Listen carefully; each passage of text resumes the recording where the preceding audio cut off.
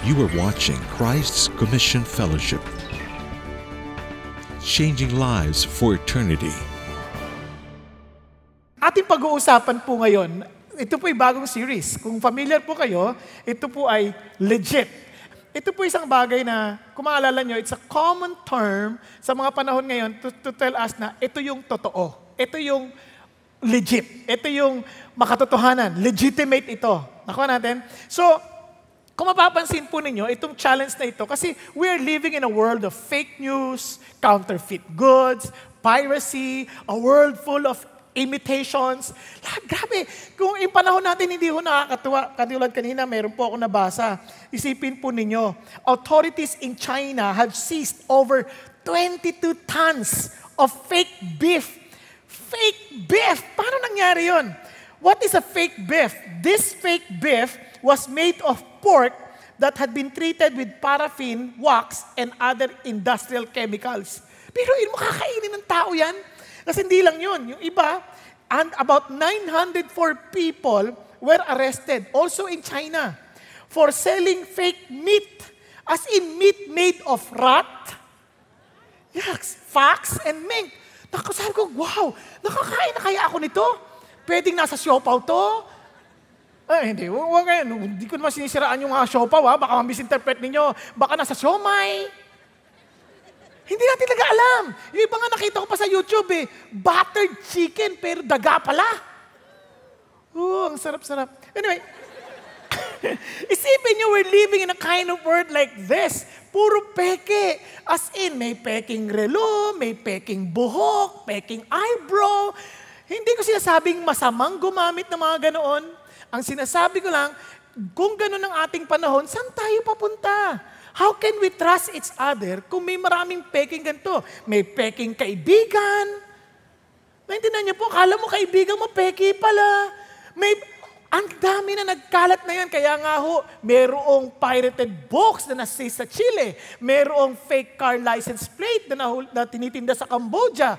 Mayroong pong fake na MBA degree. Mayroong pong fake na mga NHL merchandise, pati naman NBA merchandise, meron din. At sabi nga ho sa UAE yung car manufacturer na Nissan, they lost about $60 million on fake replacement parts. Biruin niyo, ang dami. Ngayon, kung kayo yung nagsusulat ng libro, ba't pa ako magsusulat? Ipipikein lang din naman.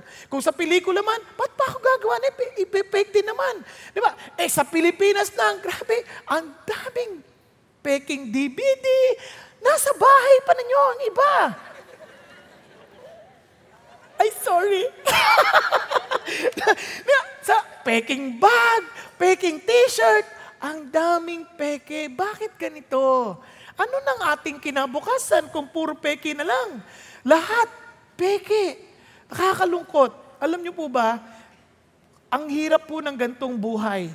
Hindi, yung iba po, kasi ba't sila bumibili ng peke? Kasi feeling nila, this would add worth to me. Pero it's a lie. It's full of lies. Nakuha natin, katulad lang nito. Itong relo na to, hindi to fake, baka ma-misinterpret niyo.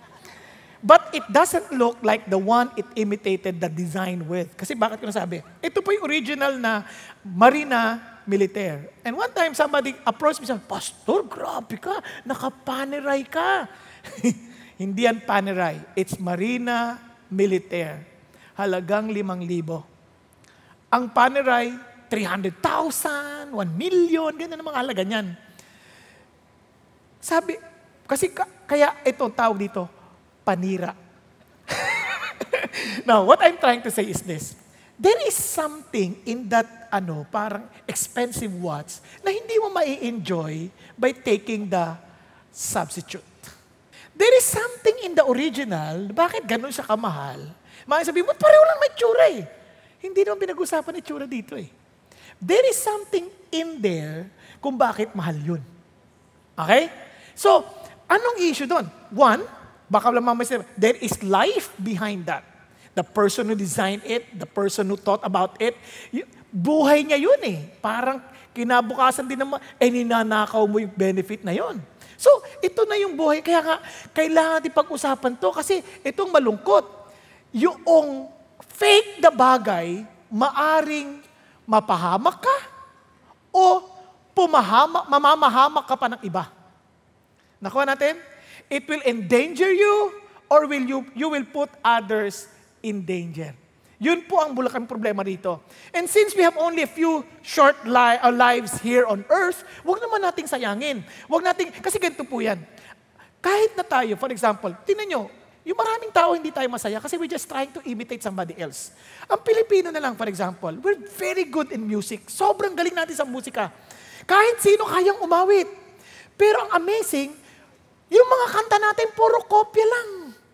Naalala ko yung tatay ko, nung humaharana pa siya, ang dami natin magagandang kanta, yung mga kundiman, di ba? Yung tatay ko, nung bata kami, kakanta niya yung nanay ko, dahil sa'yo, ang ganda eh. Di ba? Kasi sa totoo lang, we have our own music sa Filipino. May sarili tayo. Pero hindi, nape-fake tayo ng maraming bagay. Kaya hindi tayo masaya. Tingnan nyo ha, yung iba, gusto ko yan, ganda ng boses, gagayahin ko yan. Ayan yung ang ganda magsalita, gagayahin ko yan. Ay, galing sumayaw, gagayahin ko yan. Pag-isipan nyo mabuti, nawala na yung pagkatao natin. Sa kakagustuhan natin, gaya ko yan, gaya ko yan, gaya ko yan. Nakalimutan natin, tayo mismo, nakalimutan natin yung design ng Diyos sa atin. Nakalimutan natin. So we're trying to live a fake life. Bakit? Because we want to be happy. Diba? Ang problema ito. Don't you know that the design that God has for you and me, yung buhay, is something so beautiful that it is designed for eternity. Kaya nga itong magandang buhay na gusto ibigay sa ng Diyos in the eyes of the Lord is a true life that He designed, yung pang gusto mong mabuhay for eternity. Hindi yung buhay na peke. Hindi yung buhay na akala mo ang saya-saya sa picture sa Facebook. Ganyan pa. Yung pala, naapakan ng paa. Kaya. Di ba? Yung picture para ang saya niya, grabe. Yung pala, naapakan sa paa. O naipit. Iba, lahat parang iba nainggit pa. Oh, grabe yung saya nila. Nasa beach siya. Oh, grabe. Hindi niya pala. Nandun siya dahil pinaglilinis siya ng Boracay. Ang daming, sa totoo lang, ang dami, akala mo ang saya-saya, pero deep within their hearts, they're crying inside because they could not tell anybody about the truth. That in their laughters, they're crying, they're weeping inside. Di ba ang lungkot? Ang lungkot. Kaya, itong buhay na ito, and this is exactly what God wants us to understand. Yung totoong legit na buhay. Kasi ano ba yung legit na buhay? Sabi ng Lord, it's a life in all its fullness. Yung may punong-puno ng meaning, punong-punong buhay, hindi yung parang kulang-kulang, hindi yung parang walang kakwenta-kwentang buhay. Kaya sabi ni Jesus, paano mo experience yan? Listen to this. So Jesus was saying to those Jews who had believed Him, if you continue in my word, then you are truly disciples of mine. Tingnan nyo ha, sinong kausap niya? Jews who had believed Him. Naniwala na sila. But are they disciples? Sabi ni Jesus, if you continue in my word, what does it mean? For the Jews, yung pong upbringing nila ng kanilang religious belief, imposible silang maniwalang si Jesus ang Son of the Living God. Kasi, saan ka galing? Nazareth? You were born in Nazareth? Is there anyone good coming from Nazareth? Sabi nga ni Philip eh. Ay, sabi ni Nathaniel, nalala nyo? Kung itong mga taong to, ganitong pananaw, how can they believe Jesus? Kasi sabi ni Jesus, if you truly believe in me, you will continue in my words. In other words, you will really consider me, accept me, and acknowledge that I am Lord, that I am the Son of the living God. And look at what He says. If you will listen to my word, you will know the truth, and the truth will make you free. Sarap. Kakaroon ka ng layang katotohanan, yung alayaan. But what is this truth? Pwede kang maging honest, but not truthful. Okay ba yan?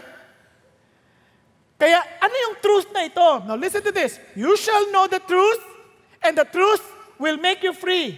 O, tingnan niyo yung karugtong niyan, ha? Chapter 8. So, if the Son makes you free, you will be free indeed.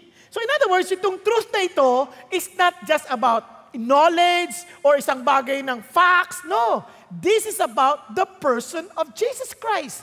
Kaya nga, grace and truth revealed in Christ. Now, listen to this. Tingnan nyo ha, sa John pa rin. I am the way, the truth, and the life. No one comes to the Father but through me. Ano sinasabi ni Jesus? If you are reading the Scripture and looking for the truth, let me tell you this. beginning from Moses and the writings of the prophets, they all spoke about me. Kaya yung truth dito is about Jesus. Bakit? Because Jesus is the manifestation of God, who is the truth. And ang katibayan that you know Jesus, you have the Holy Spirit of truth. The Spirit of truth. Kaya nga ho yung triune God na yan, buhay na buhay sa katotohanan na ito.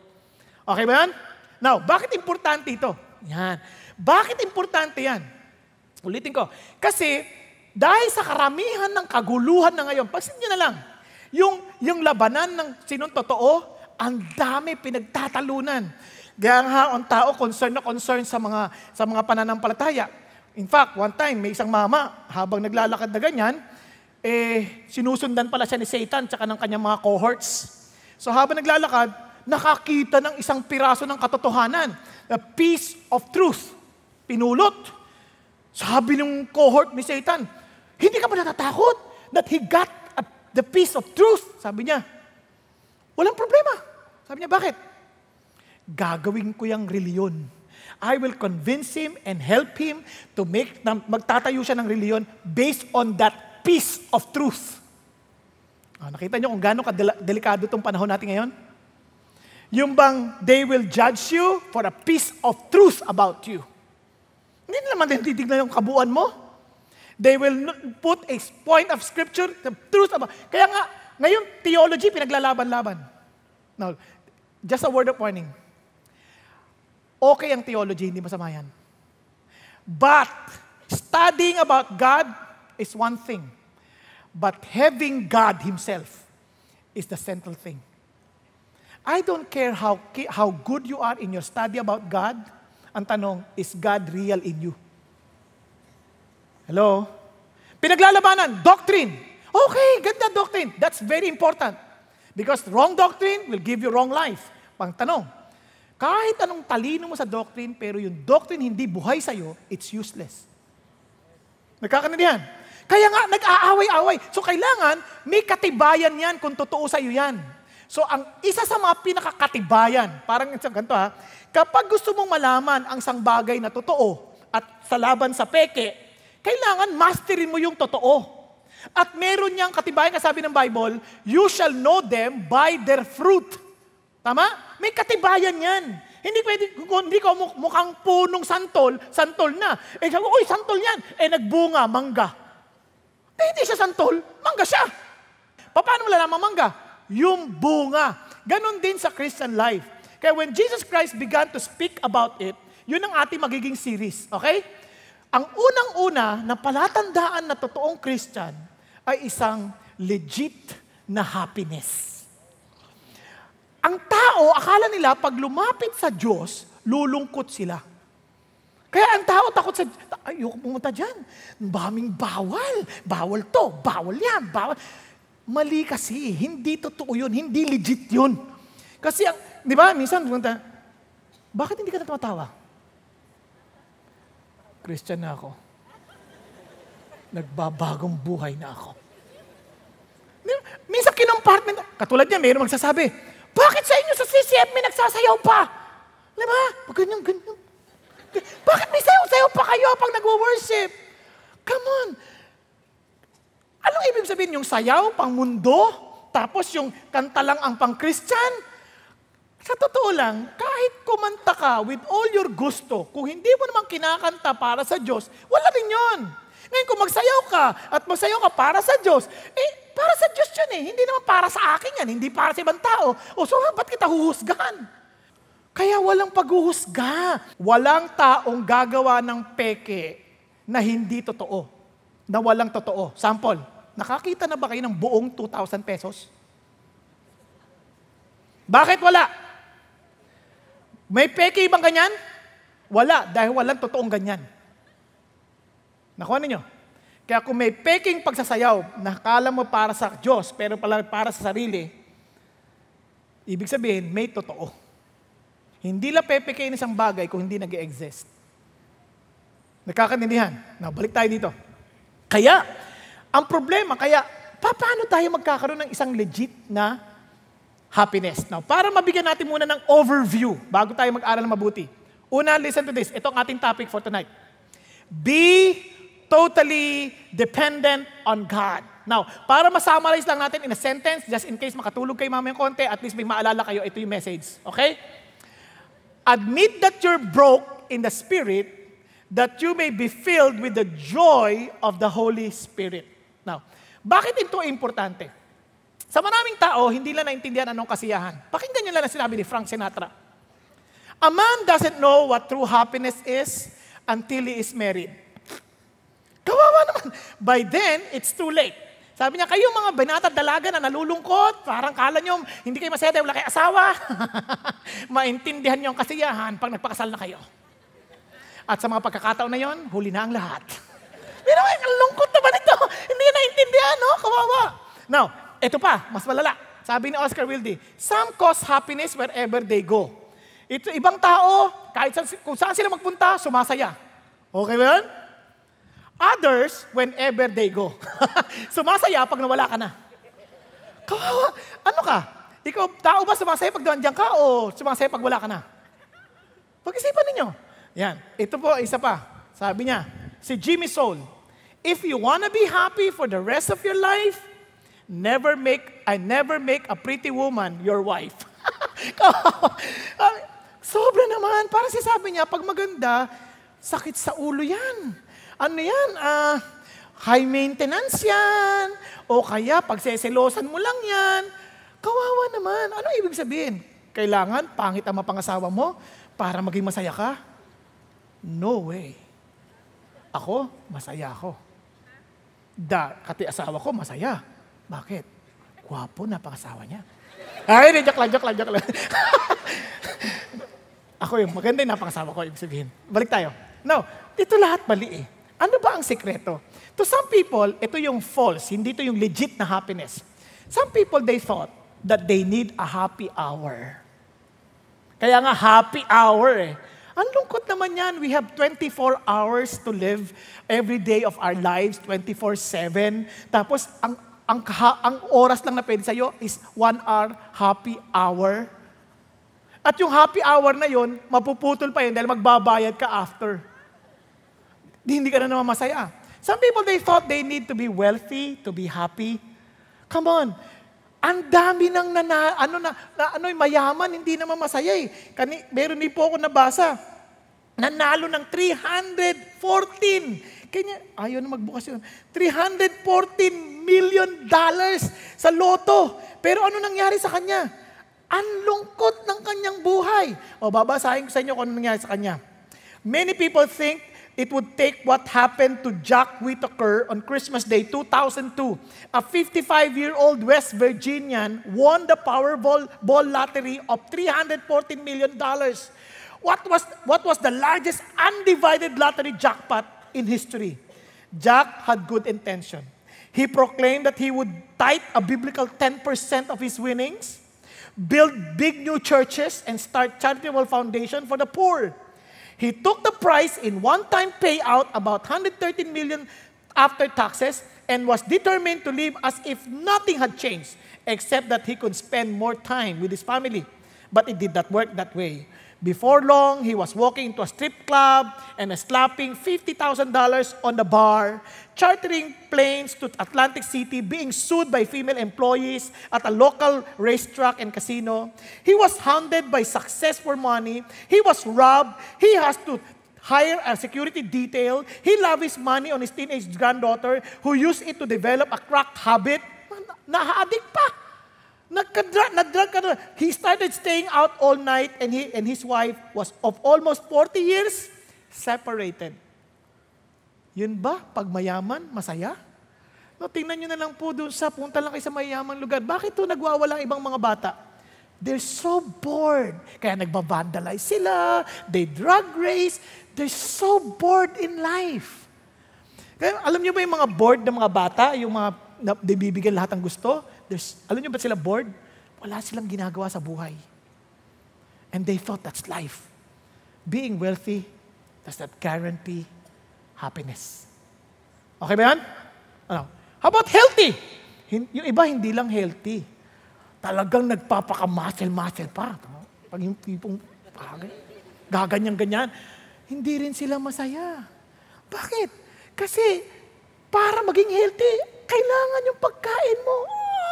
Talagang sobrang tipid na tipid. Yung iba sa atin, nakalitsyon, di ba? Na talagang crispy pata, ang saya-saya. Patay agad. Pero enjoy, di ba? Enjoy. Ito, tipid na tipid. Talagang konti lang. Pero, laking katawan. Ang daming packs. Pero ganun pa rin. Lahat yung may tiis. Kaya nga, anong kanilang motto? No pain, no gain. O, di may pain. Samantalang iba, gain ang gain. And one-time pain. So, beauty? Wala. Mighty? Powerful? Wala. Alam niyo yung beauty? Kakalungkot. Iba? Gihiwalay. Kasi, meron silang magandang panlabas. Pero hindi nila alam ang kagandahan ng kalooban. Nagkakaintindihan tayo? Kaya hindi ko makalimutan sabi ng asawa ko. Sabi sa mga anak ko, Ma, ano ba nakita mo kay Papa? Hindi ko makalimutan yun. Alam ang Papa nyo, mabait na, pangit pa. Champion! Di ba? Asset! Kasi may kakilala ako, gwapo, hiwalay sa asawa. Maganda, hiwalay sa asawa. Ang dami nilang magagandang katangian, physically, pero hindi lang na-enjoy ang kanilang buhay. Bakit? Does that give you real happiness? It's a false source of happiness. Mighty, powerful, may mga posisyon, sakit sa ulo. Hindi ko sinasabing masama lahat ng bagay na ito, baka ma-misinterpret ninyo. But what I'm saying is, this is not the real source of happiness. Ano ang source ng happiness? Ito ang turo ni Jesus. The legit happiness is in Matthew 5. Surprisingly, si Jesus mismo nagturo nito. Let me show you. Sabi niya, when Jesus saw the crowd, He went up on the mountain, and after He sat down, His disciples came to Him. Pakinggan niyo mabuti, ha? So here is Jesus Christ. He is to teach His disciples. Sino yung disciples? Followers of Jesus. And when they went up on the mountain, ang kausap niya ng disciples, it's not about to all, this is not addressed to all people, only to the disciples. And He opened His mouth and began to teach them, saying, Blessed, blessed, blessed, blessed, blessed, blessed, blessed, blessed, blessed, then rejoice and be glad. Ano sinasabi ng Panginoong Jesucristo? So many people, they think that they come to Christ, magiging malungkot sila. You're wrong. God wants to bless us. God wants to bless you. God wants to bless His people, His followers. Ang problema lang, ano ibig sabihin ng blessing? To so many Christians, to so many people, they thought, yung blessing, mayaman, yung blessing. Hindi necessarily totoo yun. Yung blessing is a state condition of the heart. Mayaman ka o hindi, you can be blessed. You can live a very poor life in the midst of wealth. Kaya yun ang problema dito. Tuturuan ka ni God, paano totoong blessed? Kaya ito yung kanyang idea. Now, balikan natin. Kasi ito yung pinaka-foundation. Itong unang-una niyang sinabi. Blessed are the poor in spirit, for theirs is the kingdom of heaven. Paano yan? Poor? Tapos, pero pansinin niyo naman. Sabi niya, once you are poor, and you really see yourself as poor in the spirit, anong kapalit? Kingdom. What an extreme. From poverty, from being a pauper to a prince. Napansin mo yan? Now, pag-usapan natin isa-isa. Para madali tayo. Naalala sa panahon natin ngayon, we have this business processing outsourcing. Yung mga companies, they are forced to outsource. Bakit? Kaya nga BPO. Bakit? Ayaw nilang maging broke. Okay po? Ayaw nilang matalo. Ayaw nilang ma-bankrupt. Kaya, tandaan niyo yung word, BPO, broke. Okay? Ano sabi natin? Blessed are the poor in spirit, for theirs is the kingdom of heaven. Yan ang ating pag-uusapan. So, BPO, blessed, poor in the spirit. Okay ba yan? The kingdom of heaven. So, siyempre, surprise. Kingdom of heaven, ha? So, may element of excitement. Now, listen. Ano bang ibig sabihin ng blessed? Word blessed. Now, itong word na blessed is a Greek word, makarios. Means to be self-contained or to have what you need within you. Now, listen to this.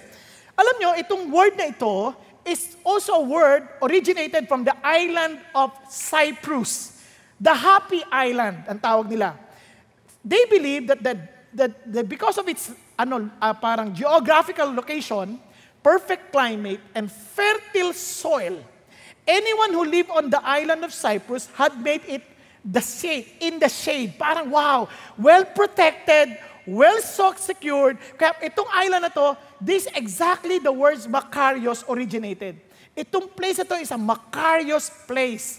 And one of the things that they do, dun sa word na Makarios, ginagamit ito to describe, kasi mga Greek, di ba, naniniwala sa Greek, goddesses of the Greek, mga gods of the Greek, they describe the kind of joy or happiness that these gods or goddesses are experiencing. Kaya, in other words, they are unaffected by the circumstances around them. Parang kahit ano pang nangyayari dyan, masaya pa rin kami. Hindi kami masaya dahil masaya yung sitwasyon. Hindi kami masaya dahil malungkot yung sitwasyon. Hindi ganon. We are not affected by the situation. We are always secured, satisfied, fruitful. Kaya, sabi niya, ito yun. Parang we are self-contained. Paano yung magiging totoo sa tao? We can never be self-contained. Kasi tayo lagi nangangailangan. We are always longing for love. We're always longing for something that we cannot understand. Paano natin ma-experience ito? No, pakinggan niyo mabuti. Si God lang ang self-contained. Before the mountains were born, kaya siya self-contained, you gave birth to the earth, wala pa yung mundo, wala pa yung siya ay everlasting to everlasting na. He is full of joy, even without anything yet that He created. Nasindan natin. Now, hindi lang yon. He alone possesses immortality, dwells in an unapproachable light, whom no man has seen and can see. And He is to Him be honor and eternal dominion. So dito pa lang makita ninyo, this is the kind of God we're serving. This word blessed is for God. Kaya nga, bless the Lord, O my soul. Ito ay description ng Diyos. Kaya sabi ng Panginoon, sabi ni Jesus, ganito, these things I've spoken to you, that my joy, can you imagine? God's joy may be in you, and that your joy may be full. Para maranasan mo yung kabuuan ng galak na ito, I need to give this to you. No wonder, si Blaise Pascal, one of the most intelligent persons that was ever born. Ano sabi niya? Sabi niya, in every man's heart, there is a God-shaped vacuum that only God, obviously, can satisfy. Kaya kung wala ang Diyos, lagi kang kulang. Lagi kang kulang. Sabi ni Augustine, our soul is restless until it finds its rest in God. Hanggat hindi niya natatagpuan yung kapahingahan niya sa Diyos, hindi siya mapapahinga. Kaya alam niyo, kawawa ang maraming tao. They never find this joy because they always put God aside in the equation. They always put God aside. Parang hindi ka kasali rito. This is us. This is us. You're wrong. You want blessing? You put God at the center. You need to admit. You need to admit that this is just, it is the fruit of the Spirit of the living God. Kaya the fruit of the Spirit is, look at me, love, joy, peace, patience, an emotional condition. Diyos lang nakakaano yan eh. Diyos lang makaka-fulfill yan. Kaya listen to this. If you're not experiencing this and you're trying your best, trying hard ka na maging masaya, you better admit that you're broke in the Spirit, that you may be filled with the joy of the Holy Spirit. Ulitin ko lang. Alam niyo, maraming tao nagkukunwari. Sutsut lang maskara. Masaya, masaya. Come on. You know yourself. Kaya ka nga naghahanap ng mga gagawin eh, kasi nga hindi ka masaya eh. Kaya ka nga naghahanap ng something na nakakatawa kasi hindi ka nga masaya eh. Kaya ka naghahanap nga ng mapapangasawa eh, kasi hindi ka nga masaya. Alam mo bakit? Kapag ikaw ay malungkot, maghanap ka man ng isa pang mapapangasawa mong malungkot din, pagsamahin mo, ang mangyari sa'yo, lungkot na lungkot. Pagsipan niyo mabuti. Hanggat hindi ka naging masaya, dahil naintindihan mo yung kasiyahang galing sa Diyos, you'll never be happy, even if you get married. Yung iba, kala niya magtatrabaho ako, sasaya ako. Nung nagtrabaho ka, naging masaya ka ba? Kung hindi ka masaya sa pag-aaral mo pala ngayon, dahil sa Diyos, sisiguraduhin ko sa'yo, kahit magtrabaho ka, hindi ka magiging masaya. Kung hindi ka masaya na wala kang sasakyan, pag nagkakotse ka, hindi ka pa rin magiging masaya. Sa una, masaya ka lang. Pero sa susunod, hindi ka na masaya. Bakit? Magpapagasolina ka na. Kaya nga, friends, legit happiness you be totally dependent on God. Now, look at this. Poor in the spirit. The reason why we need to be dependent on God because we're poor in spirit. Ano ibig sabihin ng poor in spirit? It is not poor physically, kasi you can be handicapped, but you're still rich, and you are not necessarily poor. Or hindi naman to poor economically, hindi naman to poor materially. Hindi ba sabi doon sa Luke blessed are the poor. Yes, but that poor is not about being poor materially. It is being poor, not dependent on the richness of the world. Yun ang sinasabi niya. Pero blessed are the poor who does not depend on the riches of the world. Not poor socially, yung walang kaibigan. Hindi yan ang tinutukoy dyan. Not poor spirited. Ang poor spirited, marami yan sa Pilipinas. Saan mo nakita yan? Yan yung mga taong parang akala mo lagi silang biktima. Sa totoo lang, hindi ka papasukin. Inaapi nila ako kung mahirap lang ako. Poor spirited. Di ba? Sa eskwelahan. Oh, grabe, binubuli nila ako. Poor spirited. Meron tayong ganong tendency. Napaka-poor spirited. Feeling natin, biktima tayo lagi. Yung bang, kaya ako naghihirap kasi mga kamag-anak namin, hindi ako tinulungan. Ang yaman-yaman nila, kakapal nila. Come on. Hindi nila responsibilidad tulungan ka. Poor spirited. Hindi yan ang tinutukoy ng Diyos. Ang tinutukoy ng Diyos, poor in the spirit. Here is the physical body. Nakuha ninyo? Deals with the physical things. Mayroong soul deals with the psychology of life. And the spirit deals with God. Because God is spirit. And everyone who worship God must worship Him in spirit and in truth. So pag sinabi mong spirit, it has something to do with your connection with the Lord. Kaya ang ibig sabihin nito, you are tokos. Kaya dalawa kasi klase yung poor sa Bible. Yung tinatawag lang penikros, yung isang kahig, isang tuka. Kapareho ng widow na nagbigay ng kanyang tinatawag na widow's mite. Ibig sabihin, hindi pa siya talaga tokos, siya po ay penikros, meron pa rin siya maibibigay na pera.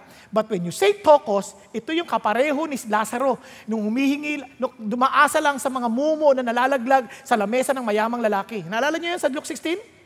Yun. Yung nahiyang-hiya siya. Kung hindi, maasa lang ako sa iyo. Parang ganyan. Hiyang-hiya siya. As in absolute destitution. Parang walang-wala. Wala na siyang aasahan. If nobody will have mercy on him, he will die. As in, talagang sobra. And you're saying, God, I am nothing. Ganito yan. Parang kwento nito. The Pharisee stood and was praying this to himself. Maaring religious ka. Pero, tignan mo yung Pharisee, you see? Ang layo sa Diyos. Now listen. God, thank you that I am not like other people. Swindlers, unjust, adulterers, or even like this tax collector. I fast twice a week. I pay tithes of all that I get.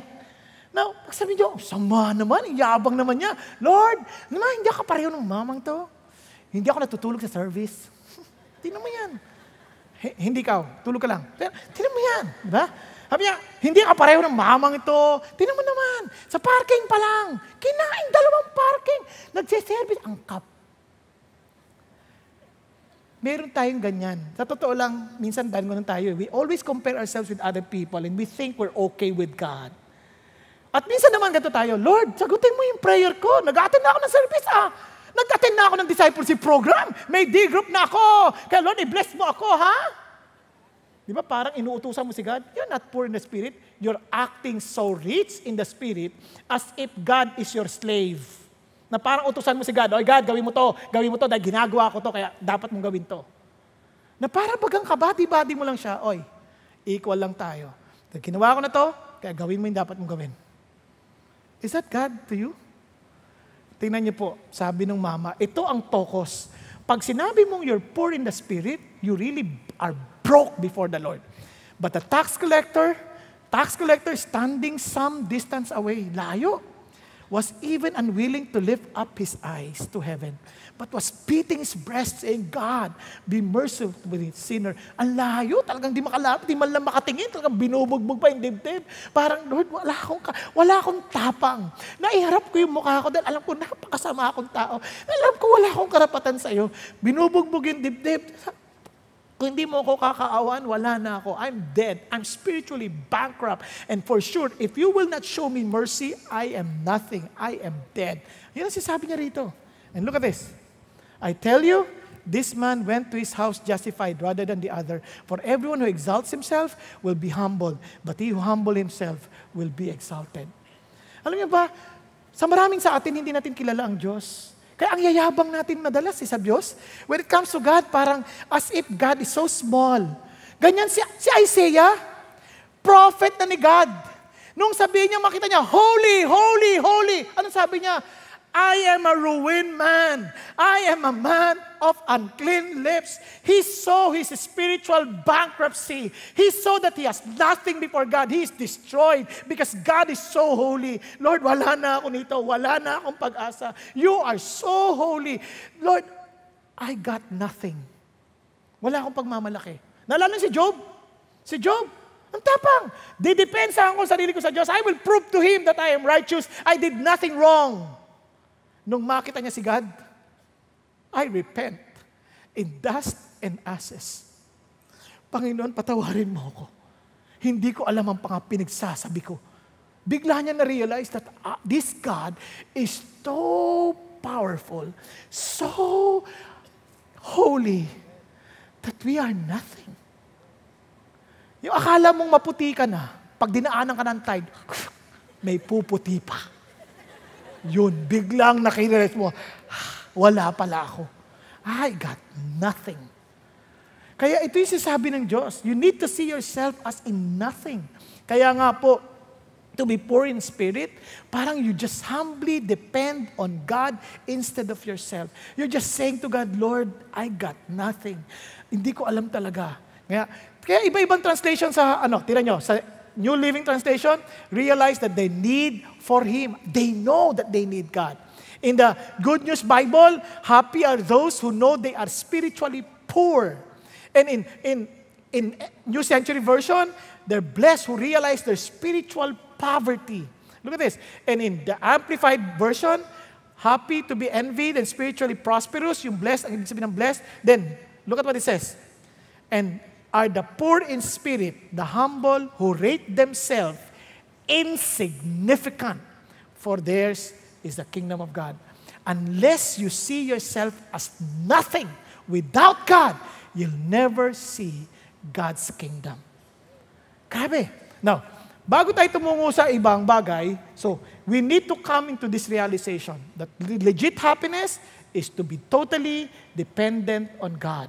We need to admit that we are spiritually broke, that we are in order for us to be filled with the joy of the Holy Spirit. And letter O. O, the kingdom of heaven. What does it mean? Now, ang kingdom of heaven, dalawa yan, para maintindihan ninyo. It has something to do with the present and future. Now, what does it mean? Tingnan po natin. Sabi niya, if you realize that you are bankrupt spiritually, sabi niya, makikita mo yung kingdom of heaven. That's your greatest gift. Paano yun nangyari? Tingnan niyo yung present. Sabi niya, now having been questioned by the Pharisees as to when the kingdom of God was coming, he answered them and said, the kingdom of God is not coming with signs to be observed. And daw, nor will they say, look, here it is, or there it is. For behold, the kingdom of God is in your midst. So here is Jesus Christ, performing miracles before their eyes. Ang sabi niya, kailan ba darating ang kaharian ng Diyos? The kingdom of God is in your midst. In other words, the very presence of the King speaks so much of the kingdom. Nakuha niyo po yung sabihin? It's not about the place. It is the reality of the King. Kaya itong si Jesus, as the King, sabi niya, the kingdom of God is in your midst. Nandito ako sa inyo, it's in your midst. Kasi sinasabi niya sa kanila, kaya ito ay present in reality now.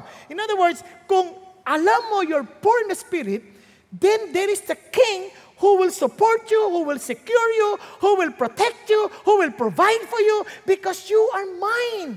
And I will be yours. Yun ang sinasabi niya rito.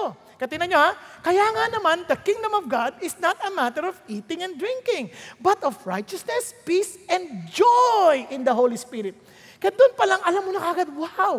Hindi ito yung parang nagkukumparahan tayo, o kung talaga Christian ka, dapat hindi ka kumakain ng ganito, hindi ka kumakain ng ganito. Hindi tungkol yan dyan. Ang Christianity, dapat ang damit mo ganito, dapat ganito, hindi ka nagdusot ng ganyan. Walang ganyan. Ang sinasabi ng Diyos, ang totoo, righteousness, peace and joy. May kapayapaan ka ba sa ginagawa mo? Mayroon ka bang kapayapaan at alam mo bang matuwid yan para sa Diyos? That you are rightly living the way God wants you to live? Then, that's the kingdom of God. Kasi kung andyan yung hari ng Diyos and you're trying to live, Lord, gusto kita ma-please eh. Yun na yun. Panalo ka na nun. And sabi ng Lord, kaya nga, ang test sa atin, hindi yung marami tayong alam na nakikipag-away tayo, galit tayo sa isa't isa because of what we believe in. You're different, your belief is different. No, look at this. If Jesus is the center and He is our King, both of us, yan yung hating hari, ano dapat tayo? We love each other because we belong into one kingdom. So isipin nyo, ganun ang kingdom. Ang kingdom is not about me because it's no longer about me. It's about the King who lives in this kingdom, who rules in this kingdom, who lords in this kingdom, who rules in this kingdom, and that is Jesus. Di ba ang lungkot, sometimes even among us Christians, away tayo ng away. Bangayan ng bayan, turuan ng turuan at sama mo, hindi ka wala kang kwentang tao. Lahat tayo, poor, as in poor before God. Now, let's continue. Paano tayo? Paano sa totoong buhay ito? Alalahan niyo yung broke. Broke. You are broke in the spirit, so ito ang blessing mo. If you allow the kingdom of God, the King, to help you, sa brain pa lang, talo ka na. Brain, hindi natin alam lahat ng bagay. Sometimes we think we're intelligent. Alam ko yan, akong bahala dyan. Hindi ka susunod sa paraan ng Diyos. May nanliligaw sa'yo, ay, ang pogi, grabe. Ang tindi ng kanyang character, ang tindi ng kanyang personality. He's a very good person for me. Now, tanong sa'yo ng Lord, anak, hindi naman niya ako mahal eh. So what, Lord? Magiging Christian din yan. Talino niya eh. Hindi naman yun ang issue eh. Ang tanong, you better listen to me. Kaya sabi ng Bible, trust in the Lord with all your heart. Do not depend on your own understanding. Akala mo lang sa intindi mo, okay. Seek His will in all you do. And He will direct your path. Siya mismo mag-guide sa'yo. Bakit naman? Bakit ko kailangan yun, Lord? Wala ba akong sariling talino para i-evaluate kung ano tama sa mali? Naku? Sabi ng Lord, oy, tigilan mo na yung kabit mong yan. Iwan mo na yan. Lord, hindi mo naintindihan. Magpapakamatay siya. Iwan mo. Whatever is causing it, cut it off. Baka magpakamatay siya. Hindi mo problema yon. Ang problema mo, sumunod ka sa akin. Lord naman hindi mo naintindihan. Kawawa naman siya. Come on, don't depend on your understanding. God knows. Look at this, what the Lord is saying. There is a way that seems right to a man, but in the end, it leads to death. You better listen to God. He knows better. Di ba? Paano ka magpakamatay yan? Hindi mo problema yan. Hindi ka ang pumatay. Siya nagpakamatay. At sa palagay mo, mapipigilan mo, by nandun ka, ang totoo niyang kasalanan mo, ba't mo kasi niligawan yan? May asawa ka na? Ngayon, iiwanan mo, papakamatay, lagot ka. Hindi. Sabi ng Lord, iwan mo na lang. Sumunod ka sa akin, kung mahal mo ako, sumunod ka sa akin. Kung naniniwala ka na sa kaharian ko, sumunod ka sa akin, then I will take care of your problem. Hindi mo na problema yan. Problema ko na yan. Kaya huwag mo na alamin kung ano nangyari, kung nagpakamatay o hindi. Hindi mo kailangan malaman yon. Nakuha ninyo? Ang kailangan mo, sumunod ka kay Jesus. You trust the Lord.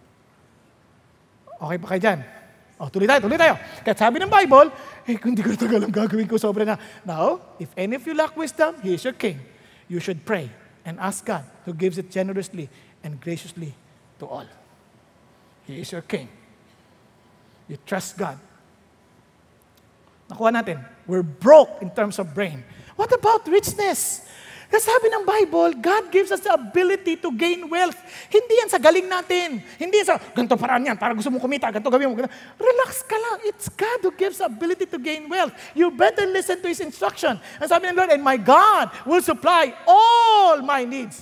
Some of your needs? Hindi, all. Will supply. May supply? No, will. Nakuha natin? Sabi niya, from His abundant wealth. Wow! Because of what Christ Jesus has done for us. Sabi ng Panginoon Diyos, if you truly understand that I'm your King, I will take care of you. I will provide for you. Kaya nga sa Luke 12, those who are not rich in God, they're always worried about food. They're always worried about drinks. They're always worried about what they wear. Ano sabi ni Jesus? Don't be afraid, little flock. My Father is giving it to give you the kingdom. Yun ang idea ng Diyos. Sabi niya, kahit sa yaman mo, you trust the Lord, you pray to God, Lord, saan po ako nito? Gusto ko na pong tumigil sa pangungutang. O tumigil ka sa pangungutang, magbayad ka na, at tutulungan kita. But you follow God's instruction. He's your King. Di ba? Pag sinabi ng Lord, ibigay mo ito dito, you follow God because He's your King. And I'll take care of you. Alam niyo, mga taong sumunod sa Diyos, hindi naman pinabayaan ng Diyos eh. Hindi ko sinasabing yumaman sila, ang sinasabi ko lang, hindi sila pinabayaan. No? Kung namatay man sila sa gutom, at least sa heaven sila. Pero isang bagay lang alam ko, hindi sila pinababayaan ng Diyos. Because our King is a faithful King. Now, ano pa? How about opportune time? Doon sayang pagkakataon. May nanligaw sayang naman.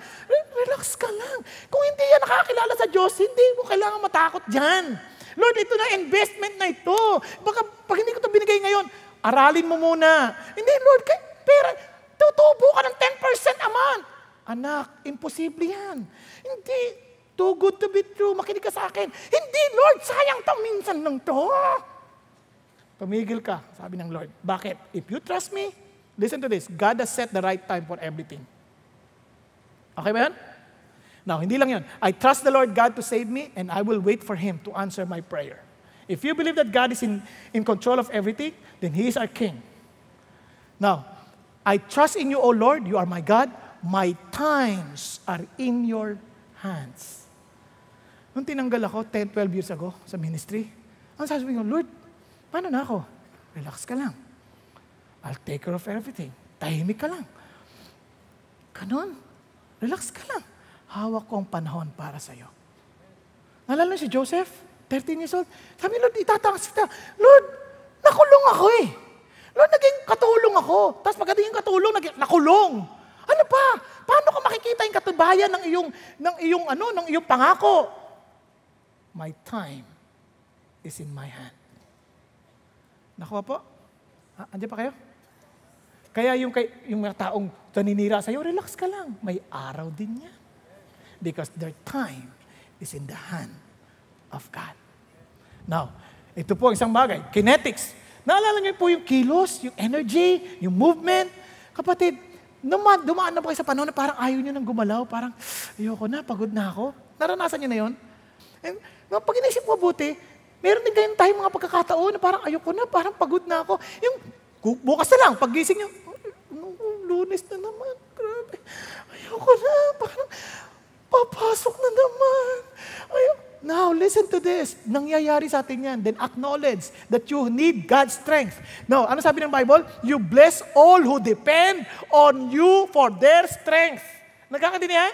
Now, sabi ng Lord, those who trust in the Lord for help will find their strength renewed. They will rise on wings like eagles. They will run and not get weary. They will walk and not grow weak. Wow! Itong laban natin. Itong pag-asa natin. Yes! Hindi pa tapos ang laban. Why? God will strengthen you. God will give you the energy. Yung bang pagsabi ko na, Lord, tinatamad talaga ako eh. Then dali mo sa Diyos yung issue, Lord, tulungan niyo naman po ako. Anak, pumasok ka na. Bakasyon sa 12. Yes! Oh, karoon ka energy. Kasi God has a way of strengthening you, has a way of motivating you, has a way of giving you another renewed energy. Kasi energy na yun eh, ng Diyos. Nalala niyo nung 2 weeks ago? Alam niyo po ba, I was preaching while I was suffering from vertigo. Pagkatapos ko ng 3 o'clock, sabi ko, God, parang di ko na ito kaya. Ayoko na po. Then, nag-pray ako. Sabi ng Lord, I will be with you. I will strengthen you. Then, preach ako ulit. Nahalataan niyo bang may sakit ako? Wala. Tapos, nung Thursday, magsasalta ako sa Move Conference. Wednesday, sabi ko, Lord, hirap na po ako. Hindi ako makaaral kasi umiikot yung mundo ko. Sabi ko, kailangan yung banabasa ko, sinasabay ko, paano? Ang hirap ata mag-aral nun. Nang umiikot yung mundo mo.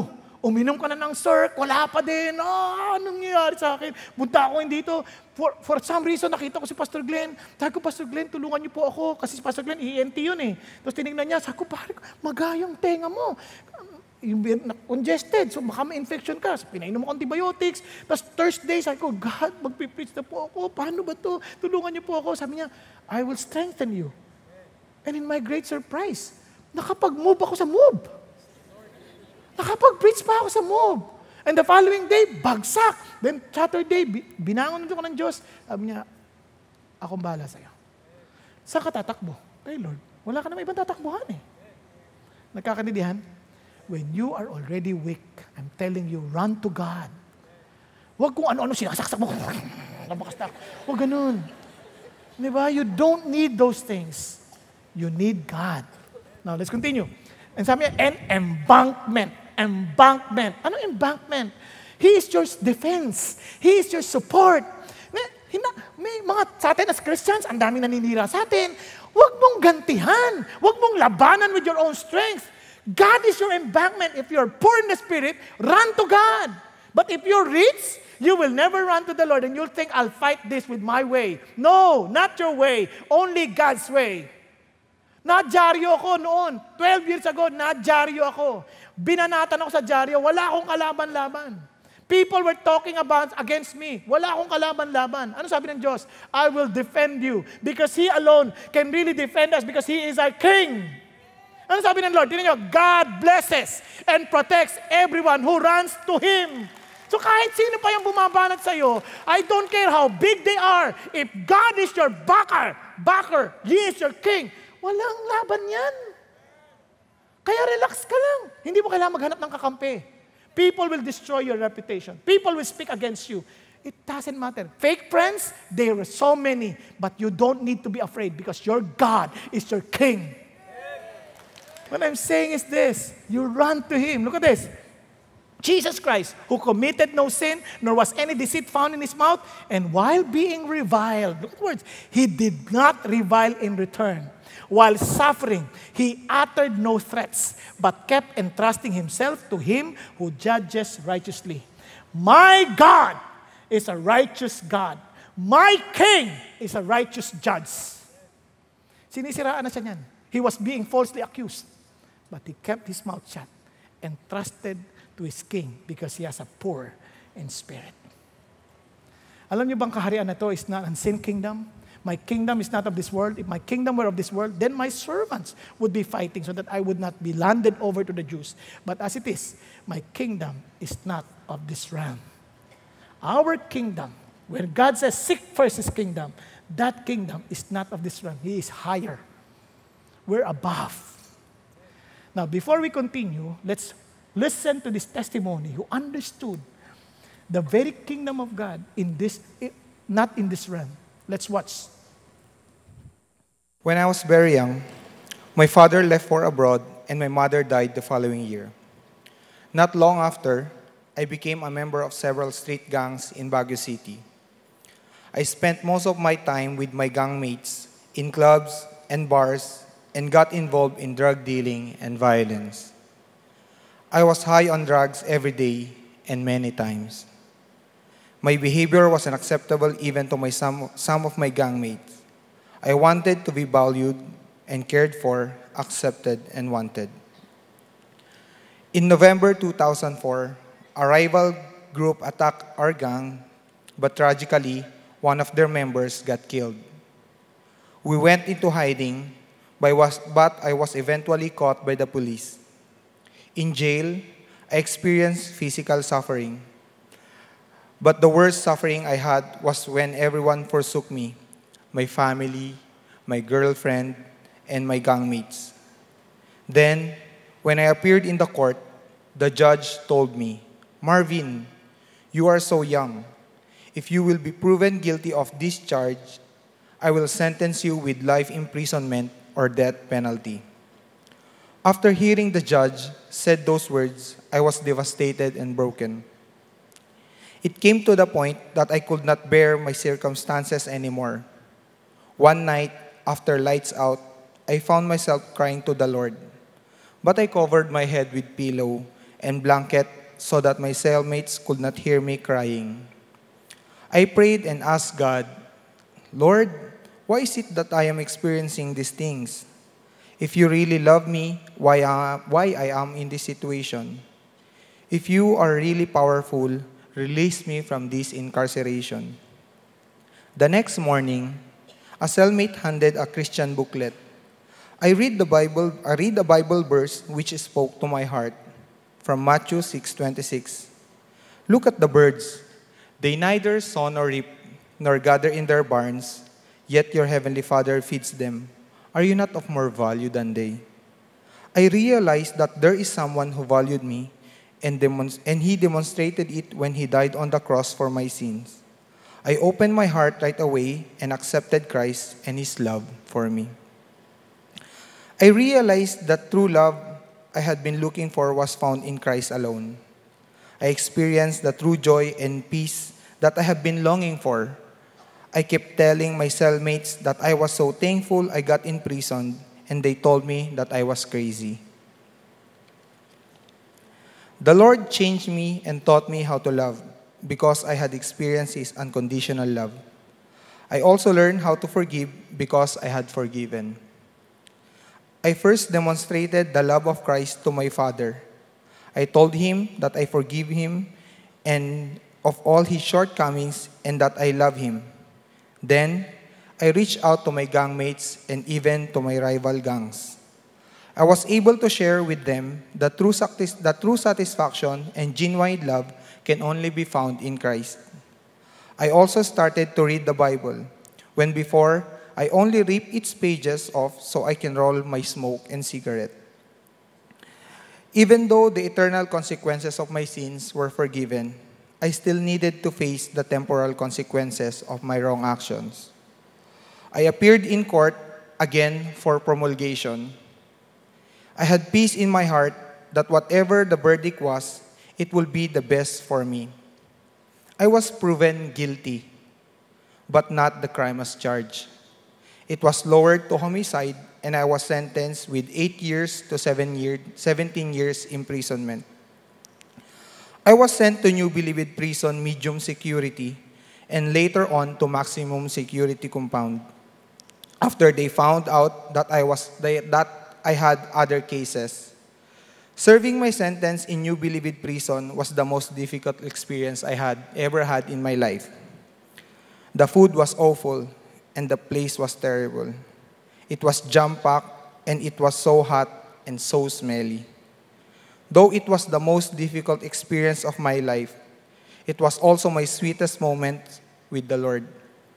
It was then that I would cry out to Him for help. I depended on Him, and indeed, He was my very present help in time of need. After serving almost 10 years in prison, I was paroled and given opportunity to serve my remaining service time outside the prison as a free man. I did not expect that I would be released from prison. The details of how I got paroled were still a mystery to me.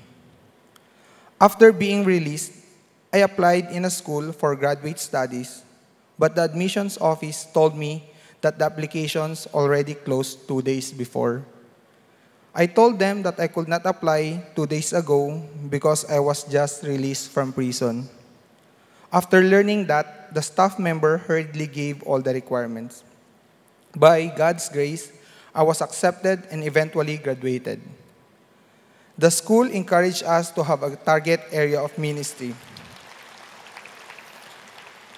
I intended to minister to the PMA cadets because I knew that they are young and have the potential to greatly impact the future of our nation. Also, while I was in school, I met a leader from CCF Campus Ministry who allowed me to see what they are doing in the campuses. I felt the burden that if these young people were not guided, they might end up like me in prison or worse. Also, after being released, I again reached out to some of my gangmates, and some of them are already attending CCF and are part of a D group. I am now serving as an Elevate campus missionary in Baguio City, the city where I used to create chaos. But now, God has called me to go to campuses and share the love of Christ and disciple the youth. I am Marvin Pasqua, unconditionally loved by Christ, and truly blessed man because I know I have a great God that I could depend on. All glory to my God. Praise God. Praise God. Amazing. Amen po? Grabe how the Lord changed, how the Lord ruled him, how the Lord became a king in his life. Now listen to this. Alam niyo bang ang blessing dyan, it's not only that for the present, mayroon pong future part ng kingdom. And look at this, sabi ng Bible, "But I say to you, I will not drink of this fruit of the vine from now from now on, until the day when I drink it new with you in my Father's kingdom. Meron pa pong future. Ano yung future na ito? Look at what he said. Sabi ng Bible, and I heard a loud voice from the throne saying, Behold, the tabernacle of God, the very presence of God, is among men. And He will dwell among them. And look at the words. And they shall be His people. And God Himself will be among them. Grabe, sabi niya, among them. Now, itong problema. Itong mga tao, akin to. But, for those who are not poor in the Spirit, itong sabi nila. Tingnan niyo ha. But, for the cowardly, unbelieving, abominable, murderers, immoral persons, and sorcerers, idolaters, and all liars, their part will be in the lake that burns with fire and brimstone, which is the second death. Pag tinignan nyo ito, coward. Bakit sa coward? He was protecting himself. He was not protecting the king or the kingdom. He's not living for the king. He's just living for himself. Unbelieving, taksil. Talaga, he just believed in his own mind. He is so proud and abominable. Karumal-dumal ang pinagagawa as if he's the center of the universe, that everybody must serve him. And murderers. Bakit hindi? Kaya handa siyang gumanti, willing to kill people. Bakit? Inisip niya, there's no king to defend me. I have to fight on my own. Immoral persons. My bodies, lahat yan, they serve my lust. They need to. Kasi I am the king of the world. Yan ang sinasabi niya. And sorcerers, kukulamin ko silang lahat. Lahat yan, sisirain ko lang buhay nila. Bakit? Dahil ako lang ang karapat dapat sumaya. Idolaters, I create my own God. And all liars, they try to live a lie. Why? Because they're not willing to accept the truth about who they are. Kasi sabi ng Lord, they're not my people. And they will be burned. Now, anong pag-asa natin? Ito ang ganda. Sabi ng Lord, gusto mong may pag-asa ka pa. Jesus answered and said to them, Truly, truly, I say to you, unless one is born again. Ano ibig sabihin dyan? Para kang pinanganak na baby ulit. Sabi niya, he cannot see the kingdom of God. Nakita niyo ba yung baby? Sobrang helpless. Kailangan mong buhatin, wala siyang magawa. Hindi mo pa kainin, hindi yan makakain on its own. Napansin niyo ba yun? Nakita na ba kayo ng baby? Kaya niyang buhatin ang kanyang sarili. Tahan na, tahan. Nakita ng baby na gutom na, titimpla ko ng gatas ko. Walang ganun. Ang baby is so helpless. He needs someone to take care of him. He's a focused individual that unless the parents would have mercy on that baby, he would not survive. Yun ang sinasabi ng Diyos. You need to be born again. Now look at this. Sabi niya, nagpasa natin, kaya sabi ng Lord, kaya my little children, tingnan nyo ha, aatakihin ka ng Diablo. He will accuse you because he's accused of the brethren. But I'm writing these things to you as our embankment to you so that you may not sin. But if anyone sins, kasi makakasala tayo, whether we like it or not, we have an advocate with the Father, Jesus Christ, the righteous. And He Himself is the propitiation for our sins, and not for ours only, but also for those of the whole world. Ano sinasabi ng Lord? You are so helpless. Satan will attack you and say, kasala yan, masamang tao yan. Ang sabi ni Jesus, I will defend them because I am their king. I died for them. I am their advocate. I am their lawyer. I will defend them. I paid for their sins. Because they could not pay it for their own, on their own. Kaya nga alam niyo makipinas niya sa mga fake na bagay, sobrang mura. Pag fake, mura. Napansin niyo ba yun? Kaya alam niyo fake, kapag offer sa'yo ng Diablo, kailangan mong bayaran ng kasalanan mo. Ang fake nun. Bakit? Hindi mo kaya. Kasi kung kaya mong bayaran, fake yan. Hindi totoo yan. Kailangan mo tulungan si Jesus kasi yung ginawa ni Jesus hindi sapat. Fake yan. Dahil hindi mo kaya, wala kang idadagdag. Kasi ang totoo, it's so costly that only God can pay our debts. Kaya ho, alam nyo kagad na fake. Kasi hindi niya pagtatagay. Ito na sabi ng Bible. Kaya sa langit, for those who belong to me, I will wipe away every tear from their eyes. And there will be no longer any death. There will be no longer be any mourning or crying or pain. The first things have passed away. And He who sits on the throne, the King, said, Behold, I'm making all things new. And He said, Write of these words are faithful and true. Then He said to me, It is done. I am the Alpha and the Omega, the beginning and the end. I will give to the one who thirsts from the spring of the water of life without cost. Wala siyang babayaran because I paid them all. Nagkakanindihan po. At ang sabi ng Lord, He who overcomes will inherit these things, and I will be his God, and he will be my son. Ano sinasabi ni Jesus? Anak, hindi na lang kita magiging tao. I will be your father. You will be an heir to my kingdom. Okay ba yan? From pauper to prince. How blessed are you if you realize that. Ngayon, kung hindi mo makikita yung sarili mo as poor in the spirit, you will never see being the prince of the kingdom of the living God. Paano malalaman? You must be totally dependent on God. Talagang totally, wala na akong ibang aasahan kundi si God lang. In other words, you're blessed, you're poor in the spirit, the kingdom of heaven is yours. Because you know you're broke, spiritually broke. Kahit nga sa pang-araw-araw, your brain, your wisdom, your richness, your opportune time, your kinetics, everything, even your defense, your embankment. You got nothing unless God is your King. Tayo pong lahat ay yumuko at pumikit. Mga kapatid, hindi kita kilala. Pero isang bagay lang alam ko, kilala ka ng Diyos. And unless you really see that you got nothing to prove before God, you will never understand the blessing of having the kingdom of God. Unless you think you deserve your salvation, unless you think you deserve the forgiveness of God, I'm telling you, you are still living in a life of lie, and that's not legit. And you will never be really happy.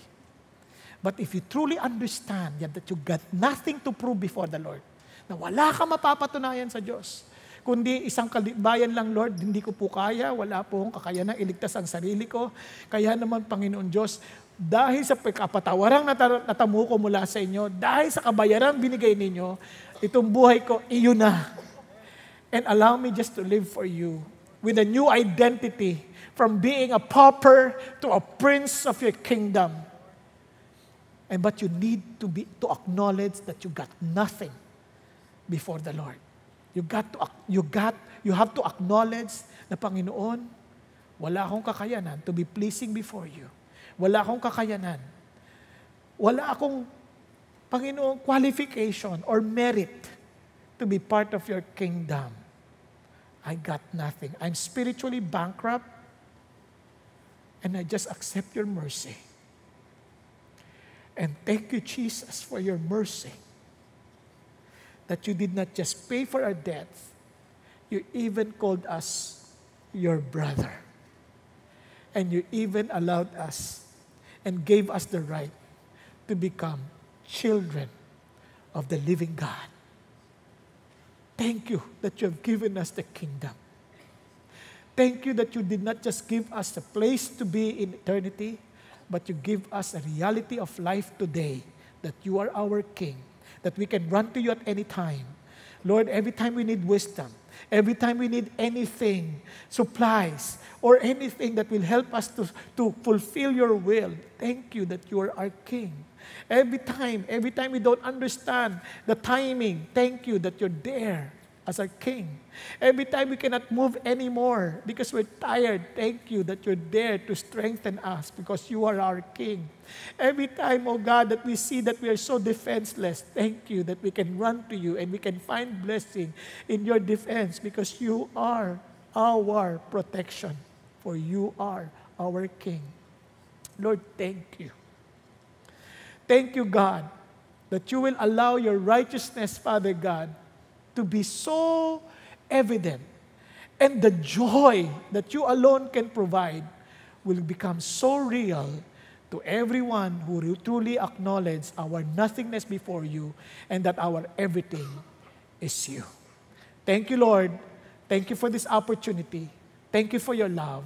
In Jesus' name we pray. Amen. Amen and amen. God bless and good night.